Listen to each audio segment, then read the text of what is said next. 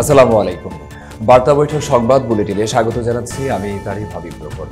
প্রথমেই সংবাদ শিরোনাম। ক্ষমতা প্রত্যাশীরা নতুন প্রতিদ্বন্দ্বী দেখতে চায় না। 7 মাসে বিদেশি ঋণ এসেছে $394 কোটি, পরিশোধ হয়েছে $242 কোটি। গাজায় যুদ্ধবিরতির বিষয়ে ভালোই আলোচনা চলছে বললেন ট্রাম্প। মেসি সুয়ারেজ জুটি কি সর্বকালের সেরা? সালমানের হারানো সিংহাসন ফেরত দেবে সিকান্দার। এতক্ষণ শুনছিলেন সংবাদ শিরোনাম, এবারে বিস্তারিত।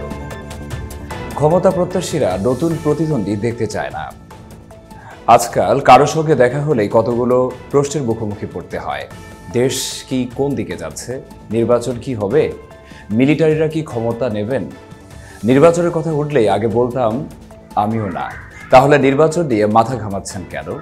যারা নির্বাচন করবে তারা এ নিয়ে থাকুক। এখন আর এরকম কথা বলতে পারছি না। দেশে একটা সরকার আছে, অন্তর্বর্তী সরকার, কিন্তু সরকারকে খুঁজে পাওয়া যাচ্ছে না। দেশ যে কে চালায় বোঝা মুশকিল। একটা কথা আমি প্রায় বলতাম, দেশটা আল্লাহ চালায়।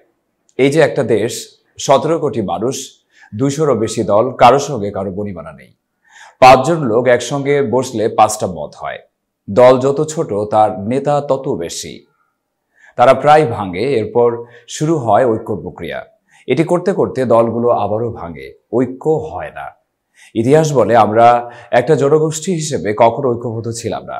অনেকেই বলেন 71-এর কথা, তখন নাকি জাতি ঐক্যবদ্ধ ছিল। এটাও একটা মিথ। নানা দলিল দস্তাবেজ ঘেটে সম্প্রতি একটি বই লিখেছি, 1971 কলকাতা কোন্দল। দেখা গেছে আমাদের সবচেয়ে বিপজ্জনক সময় আমরা একমত হতে পারিনি। কলকাতায় প্রবাসী সরকারের মধ্যেও ছিল দলাদলি কোন্দল। সেটি ছড়িয়ে পড়েছিল আওয়ামী লীগের মধ্যেও। মন্ত্রীদের কারো কারো মধ্যে মুখ দেখাদেখি পর্যন্ত হতো না। 7 মাসে বিদেশি ঋণ এসেছে $394 কোটি, পরিশোধ হয়েছে $242 কোটি।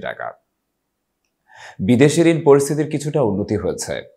ঋণ বেশি ছাড় হচ্ছে, সেই তুলনায় কম পরিশোধ করতে হচ্ছে। 2024 থেকে 25 অর্থ বছরে প্রথম 7 মাসে দেশে মোট $394 কোটি সমপরিমাণ বিদেশি ঋণ এসেছে। এই সময়ে ঋণের সুদাসল পরিশোধ করতে হয়েছে প্রায় $242 কোটি। অর্থনৈতিক সম্পর্ক বিভাগ গতকাল বৃহস্পতিবার প্রকাশিত তৈরি জুলাই-জানুয়ারি মাসের বিদেশি ঋণ পরিস্থিতির হালনাগাদকরণ প্রতিবেদনে এই চিত্র ফুটে উঠেছে। অবশ্য অর্থ বছরের শুরুর কয়েক মাসে বিদেশি ঋণের অর্থ ছাড়ের চেয়ে পরিশোধ বেশি হয়েছিল। গত 7 মাসে বিদেশি ঋণ সবচেয়ে বেশি এসেছে এশীয় উন্নয়ন ব্যাংকের কাছ থেকে। জুলাই-জানুয়ারি সময়ে সংস্থাটি দিয়েছে প্রায় $110 কোটি। এছাড়া বিশ্বব্যাংক $88 কোটি ও জাপান $69 কোটি দিয়েছে। ইয়ারডির এই প্রতিবেদন অনুযায়ী ডিসেম্বর ও জানুয়ারি মাসে বিপুল পরিমাণ বিদেশি ঋণ ছাড় হওয়ায় গত 7 মাসের সার্বিক হিসেবে ঋণ পরিশোধের পরিমাণ বেশ বেড়েছে। এই সময় প্রায় $150 কোটি বিদেশি ঋণ ছাড় হয়েছে। গাজায় যুদ্ধবিরতির বিষয়ে ভালোই আলোচনা চলছে বললেন মার্কিন প্রেসিডেন্ট ডোনাল্ড ট্রাম্প। গাজায় যুদ্ধবিরতির বিষয়ে ভালোই আলোচনা হচ্ছে বলে মন্তব্য করেছেন মার্কিন প্রেসিডেন্ট ডোনাল্ড ট্রাম্প। বৃহস্পতিবার হোয়াইট হাউসের এক সংবাদ সম্মেলনে ইসরায়েল ও ফিলিস্তিনের স্বাধীনতাকামী সশস্ত্র সংগঠন হামাসের মধ্যকার যুদ্ধবিরতি চুক্তির ভবিষ্যৎ নিয়ে আলোচনা চালানো হলে তিনি কথা বলেন। তবে এ ব্যাপারে তিনি খুব একটা বিস্তারিত বলেননি। গত 19 জানুয়ারি গাজায় ইসরায়েল ও হামাসের মধ্যকার 3 ধাপের যুদ্ধবিরতির প্রথম ধাপ কার্যকর হয়। এর আওতায় গাজায় হামাসের কাছে আটক থাকা 33 ইসরায়েলি জিম্মি এবং ইসরায়েলের কারাগার থেকে প্রায় 2000 ফিলিস্তিনি বন্দীকে মুক্তি দেওয়া হয়েছে। 2 দিনের মধ্যে প্রথম ধাপের যুদ্ধবিরতির মেয়াদ শেষ হতে যাচ্ছে। সংবাদ সম্মেলনে ট্রাম্পের কাছে জানতে চাওয়া হয়েছিল দ্বিতীয় ধাপের যুদ্ধবিরতি ফলপ্রসূ হবে কিনা।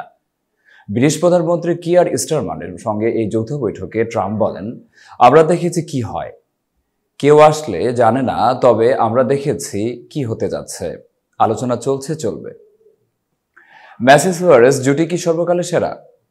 ফুটবলে গোলটাই বেশি মনে থাকে, বাকি সবকিছু দ্রুত ঝাপসা হয়ে যায়।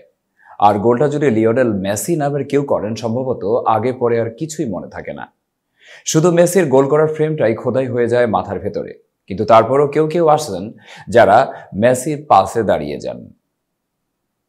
এমনই বিরল ঘটনা ধরা থেকেই জন্ম দিয়েছে মেসি সুয়ারেজের অসাধারণ জুটি।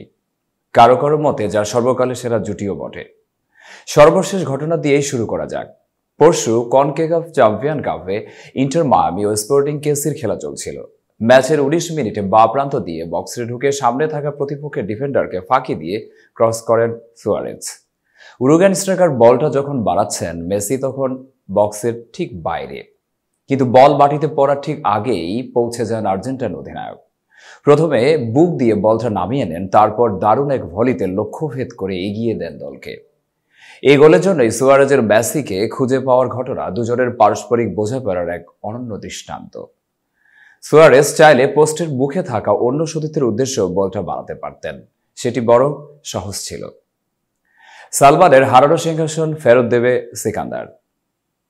ইনসাফ নয়, হিসাব করতে এসেছি, টিজারে সালমান খানের কণ্ঠে শোনা এই সংলাপ দিয়ে জোর আলোচনা চলছে অন্তর্জালে। অথচ সালমানের নতুন সিনেমায় টিজার মুক্তি পেয়েছে বিকেলে, কিন্তু মুক্তির কয়েক ঘন্টার মধ্যেই সামাজিক যোগাযোগ মাধ্যমে আলোচনায় সিকান্দার। তবে প্রশ্ন একটাই, সিনেমাটি দিয়ে হারানো সিংহাসন পুনরুদ্ধার করতে পারবেন এই অভিনেতা? কয়েক বছর ধরে সালমান খান অভিনীত সিনেমার বাজার পড়তির দিকে। মাঝখানে একই অবস্থা হয়েছিল শাহরুখ খানের, কিন্তু 2023 সালে টানা 3 সুপারহিট সিনেমা দিয়ে প্রবলভাবে ফিরেছিলেন তিনি। কিন্তু সালমানের ক্ষেত্রে সেটা হয়নি। অবস্থা এতটাই খারাপ, সালমানের পেছনে বড় অঙ্কের বিনিয়োগ করতেও সাহস পাচ্ছেন না প্রযোজকেরা। এ কারণেই নাকি অ্যাটলির সঙ্গে সালমানের সিনেমা আপাতত স্থগিত হয়েছে। যে যাই হোক, এবার আসা যাক সিকান্দার প্রসঙ্গে। বলিউডের যে পুরোপুরি বাণিজ্যিক সিনেমার নির্মাতার অভাব, সেটা দিনের আলোর মতো স্পষ্ট। এ কারণেই শাহরুখ পাঠানের পর অ্যাটলির সঙ্গে জওয়ান করেছিলেন। সালমানও তাই নিজের হারানো সিংহাসন ফিরে পেতে জোট বেঁধেছিলেন AR মুরগাদাসের সঙ্গে। এতক্ষণ বার্তা বৈঠকের সাথে থাকার জন্য ধন্যবাদ।